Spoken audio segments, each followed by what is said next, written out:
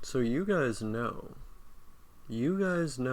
at least many of you do, my secret, one of my biggest secrets, which is that I am often nocturnal. And also that I have a history of really wacky, fucked up sleep problems. Um, and it's not great. But with being nocturnal in particular, I've managed to find something to talk about that I haven't actually talked about in other videos of mine, which always excites me when I can iterate on a topic that I've already covered, but in new and hopefully, but probably not, interesting ways. Um, so I've been thinking about why I'm nocturnal right now, like in this period of time. And it seems to very directly result from a latent and constant anxiety that I have during the daytime that I've been dealing with now for the last couple years, but it's become significantly less bad over time, only with like peaks and valleys. So there's periods of time where this bothers me more, and then there's periods of time where it ends up bothering me less. But I'm in a period of time right now where it, for whatever reason, seems to be bothering me more. And at least I think I'm still in it. I think I'm on the final stretch of it where it's petering out now, thankfully, which leads me to feel secure in actually changing my sleep schedule again, which is great. Um, but it didn't even like initially happen because of paranoia or whatever.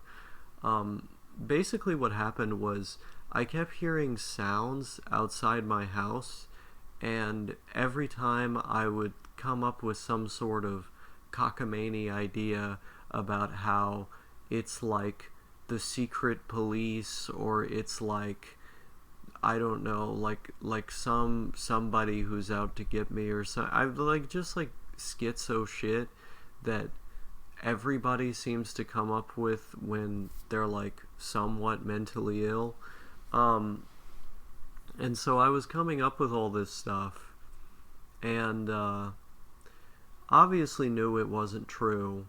Like every time I had those thoughts, I was like, well, that doesn't make any fucking sense. Like there's no way that's going to happen whatsoever. But my anxiety would keep being heightened by all these different things. And usually I would just have, headphones on so I wouldn't hear any sounds from the outside and freak out. But when I wouldn't and I'd hear something, it would just really like cause me to be super off balance. And after switching to nocturnal, I didn't see those problems, nearly as much.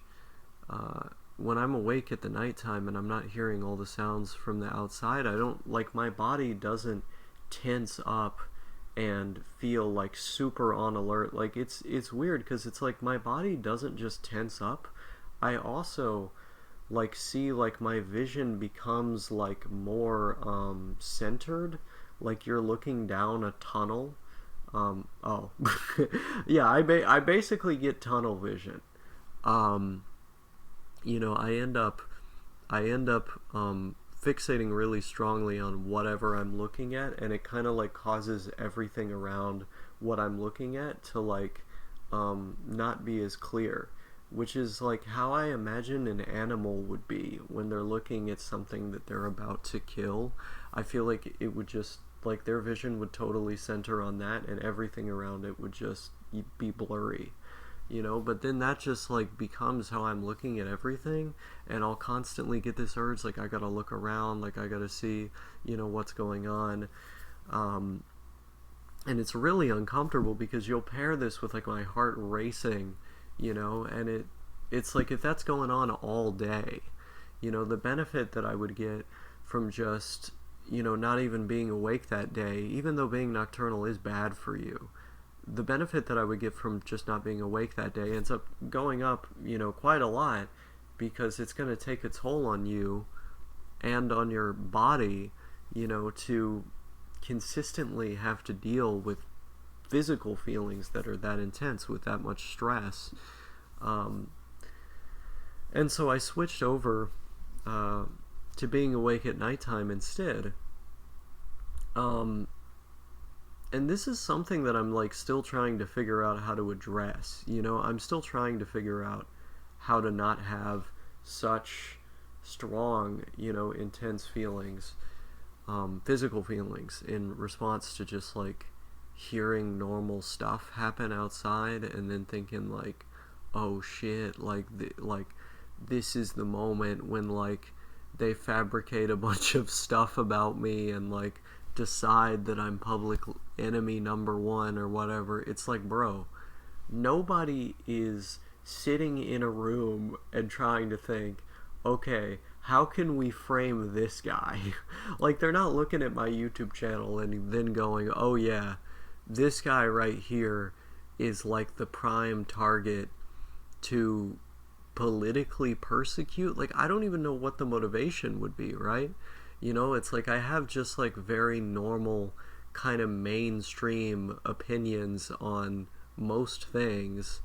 I wouldn't be a particularly good case to try and induce to commit like a false flag or something, because I'm not that crazy, although I've definitely had people try to message me before saying stuff like, oh hey bro, like, do you want to come with me and like, commit this crime at this location? And I always respond to them, okay, nice try, FBI, good job.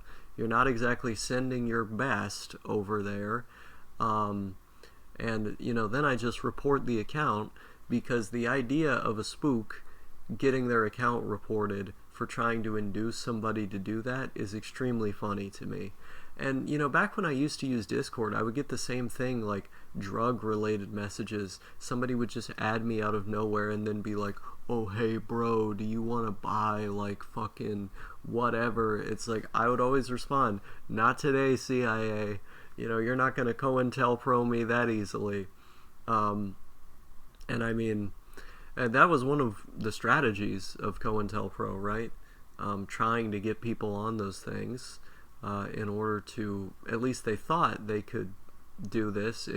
They were working out the theories, because the science wasn't exactly refined at the time. They thought they could control people's minds with some of this stuff. And, it's not good stuff to do, which is something that I also try to preach on my channel. So it's weird that, somebody would see a bunch of videos of me talking about how bad drugs are and how much I like being sober and how much I want to continue to be that.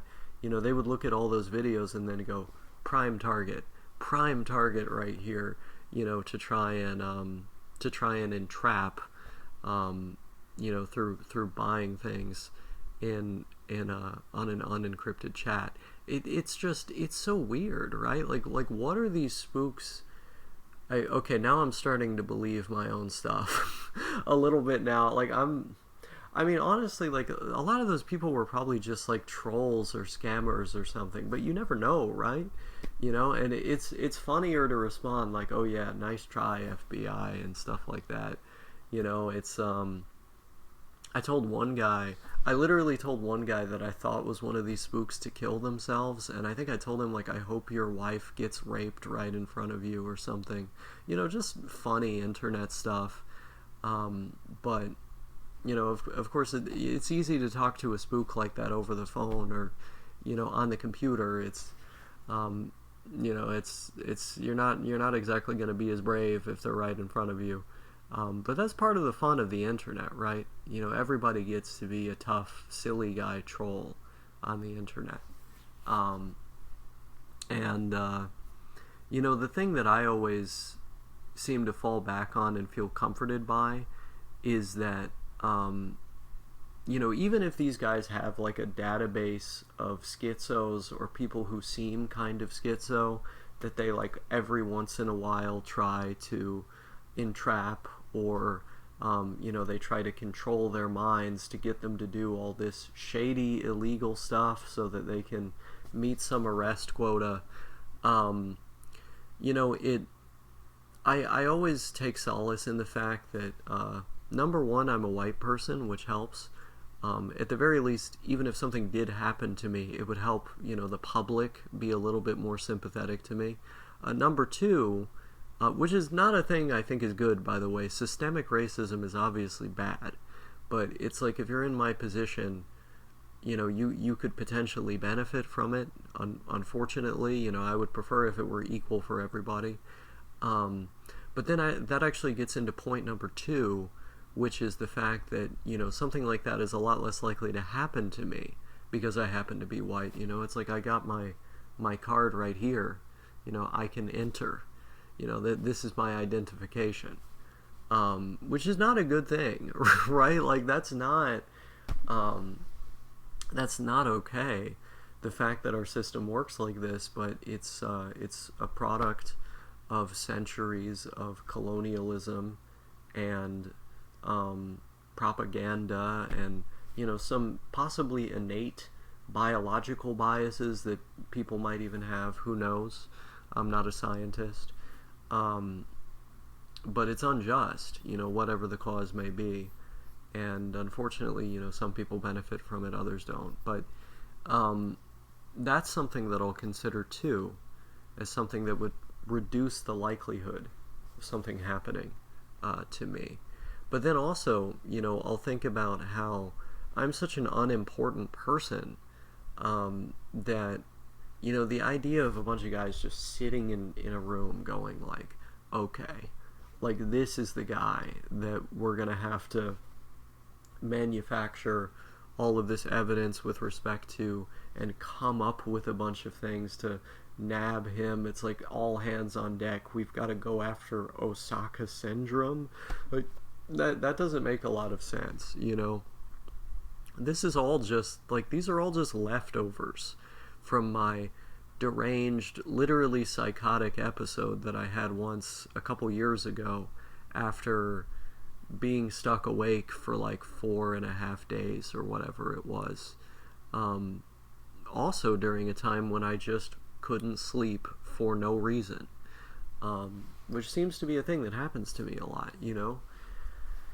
Um, but now it's like in this case, I am sleeping, but I'm sleeping at weird times that probably aren't the best for the human body and mind, and I want to rectify that. And I think I'm in a good place to do so. But it's one of those things that it's important to think about and to take care of. The only reason I was willing to kind of make an exception in this situation is because probably the long-term benefits of me, uh, you know, sleeping in the daytime just to avoid constantly being scared like that, are big enough to warrant it. But it's weird because it's like I'm capable of being self-aware about all this stuff. In each of these situations, I've been very aware. I didn't buy into the Kool-Aid. I didn't start drinking the Kool-Aid. I managed to sort of rationalize everything that's going on. Like, okay, these delusions don't make any sense. And yet, it's just my body, like, intuitively responds to the perceived danger. Even though I'm thinking about it, I'm like, no, there's actually not any danger. Okay, well, my body still thinks there is. And I don't know necessarily how to fix that, or if it even can be fixed, who knows. But it's unpleasant, to say the least. And when I've been in other countries where I fear the government less, I haven't really had this problem. Like, when I mean, well, I guess that was prior to this happening. I was gonna say when I lived in Germany, but when I was staying in Canada, different times, various times, I didn't have these fears, even though, arguably one of the things that led to these fears becoming so intense in the first place was actually an experience with the spooks that they have up there at the border, which wasn't great. Um, I used to call them the boys. I used to say the experience I had with the boys. And whenever I started out the story like that, people would think that I was talking about like a frat house party or something that went miraculously wrong. But, I started filling in the context and they started to see more of what I meant. Um, yeah, I mean, whenever I would do international travel, the boys would just be waiting for me. And I'd get all these questions from the US spooks, like sometimes like multiple of them, and I'd be held back in that room for hours despite me being a citizen, just so they can ask me all these questions about what countries I've been to, who I know and what their names are, and like sort of asking me about my personal life and stuff and my family. Like, it's weird, like this is such weird behavior. Like what has gotten them looking so closely at me? I don't know. It seems to only happen when I do international travel, and that one time that the FBI, showed up at my house. But it, like, I haven't done anything wrong. Like that's what's weird about it, right? It's like I literally don't have a record. I wouldn't be able to visit all of these countries if I did have one. You know? I am literally like the cleanest of clean slates. I don't even leave my house. Like, how exactly am I going to be suspicious and do bad stuff if I don't even leave my house? I have a whole YouTube channel about how I don't leave my house. I've gone on these trips, and many of these trips to other countries that I've taken, it was like the first time I left the house in literally months. It's like I go months and months and months without even going outside. So it's like, where is all of this, cynicism about me coming from? I'm not entirely sure. Or maybe cynicism might not be the right word. Curiosity, let's say. No idea. These people are out of their mind. But maybe with the new administration, they'll, look more at people with a different tone of skin than I. But who knows? I mean, it might just get worse under this administration. Who knows? But, I mean, it's terrible. A lot of this stuff is really just terrible. So, on some level, it's like you have reasons to be afraid, small ones. But then on, another level, it's like you don't have reasons to be afraid, because if you haven't done anything wrong, you just have to interact with people. And to interact with people is going to be very uncomfortable for me because I don't like doing it. And I try to avoid it as much as possible. But it's like, whatever, man. It's like, it's done after it's done. So I don't know, but I'm gonna try to fix my sleep. The other reason my sleep got fucked up, though, is because I ended up not being able to sleep after a series of stressful events. I actually documented a number of these on my channel at various times. It was like one thing after another, over and over. And I ended up not being able to sleep for long stretches of time because of it. And like there was like weeks there where, I was just emailing my wife every day, desperately trying to get her back. Literally immediately following the event, where, we unfortunately went our separate ways for a period of time. I call it the 100 Years War is what was happening. We were undergoing the 100 Years War. The other thing I call it is the Great Separation, which is also what it was. It really was just a great separation, possibly the greatest separation that this world even has ever seen, between me and her.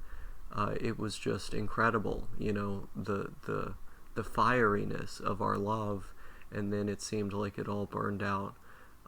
But the other thing that I like to refer to it as, besides the Great Separation and the 100 Years War, is the period the period of isolation, um, and of uncertainty. I also call it the period of uncertainty. Um, the one might even say it was the special period of uncertainty in the time of peace. That's a deep cut reference. But whatever it may have been, during that strange time, um, I was emailing her so much, and I was calling her so much. I made a Discord account with just the explicit purpose of like trying to talk to her, and she ended up getting back in contact with me, and everything was tight between us. I had a lot to apologize for that I had been reflecting on. Didn't I also call it like the time of introspection or something? I've had a lot of formal titles for that time in my life. But it really felt like I was at war, inside. And it felt like it lasted 100 years, even though it was just a couple of months. And so, I emerged from this incredible conflict, perhaps the most incredible conflict I've ever had with myself. And it was like my ego had died, and I was aware of so many of my own flaws, and I was able to articulate this to her. And, even though I didn't deserve her back or her in my life, she responded with just the most incredible sympathy and forgiveness and love and openness. It's like she took me back with open arms, and I'm never going to stop being grateful for that. But at the end of that, what was I trying to say with that? I feel like I had a point that I was getting to about sleep. Oh yeah, about sleep. So at the end of that, I saw my sleep kind of stabilize, but that was like a couple months where I was really not on good footing sleep-wise. I wasn't getting 8 or even 7 hours a night. Most nights, it took me hours to get to bed, and then for hours, I was fucking, not not sleeping very well. I was waking up and then going back to sleep, and then, I would finally wake up, like, to wake up, and that was only after a couple hours of sleeping, and I feel like shit. But I would still have a great time because I was doing my language study, which is a very, fulfilling experience for me. Very fulfilling actividad. And, I try to, grease my gears the best I could with these sorts of fun activities, but no amount of fun activities can fill a hole inside that's left by losing, at least ostensibly, your other half. Someone that you identify with to such a great extent that you see as a fundamental component of yourself. And so, when I got her back, it was like the greatest gift that I could have received. It's like, I'm not religious, I don't believe in God, but, if there was a God, he was looking out for me at that time. And so that's not something to squander. That is not something to take lightly. And I constantly remind myself that. And it's like I don't even have to, because I'm reminded by the reality, when I feel myself, feeling so happy and bubbly and having fun, just by talking to her. It's like I'm reminded of the reality constantly. It's like I'm always sort of going to have the perspective of like, I really thought she was gone, like for good, and that I deserved it, and that it was over, and I could never go back from that. I really had that in my head. Like, every day I had that in my head. And, I pushed forward with working on my goals, with continuing to learn, because I thought, I have to do this for her.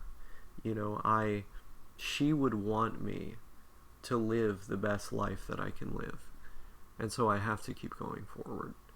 And I always thought about that part from The Simpsons where it's like, do it for her. And I just kept that in my head, you know? And the 100 Years' War concluded, and my sleep improved. You know, my sleep was better. But it was also nocturnal to deal with this paranoia and stuff. But it was also nocturnal because it would be so random and all over the place. I would go such long periods of time without being able to sleep. I mean, there were times when I would be awake for 1, 2, pushing on 3 days straight where I just couldn't sleep. So, you know, that wasn't great, but I managed to come out on the other side. And now that, you know, I'm in this period of stability and comfort because, you know, everything in my life is pretty good right now. Well, not everything. I mean, I'm dirt poor still, but, you know, relatively well, because I have her. You know, it's like, it doesn't matter what's going on with me materially. As long as I have her, I'm going to be okay, because, you know, I know what I'm fighting for. I know, you know, what I'm working toward. And it's like I was working toward that even when I didn't have her here, and I like thought I would never even be able to see her again. You know, I still was like, the power of my love for her was pushing me forward to do all this other stuff that I care about as long-term goals. And that's a really special feeling, you know. That's a really special feeling. You know, but you learn a lot, and you know, you live and you learn. But sleep has got to be an essential component to a happy life. And I got to get that fixed. I got to work that out. Now maybe I could call this sleep problem that I'm going through right now something cool and funny as well. I don't know what, because there's something cool and interesting like that you can come up with. I don't know. I'm really sleepy right now, even though it's like midday for me. Like right now it's not late in the day for me by any means, and yet I'm tired. Maybe it's a sign that I should take a nap. I'm gonna make tomorrow's video though.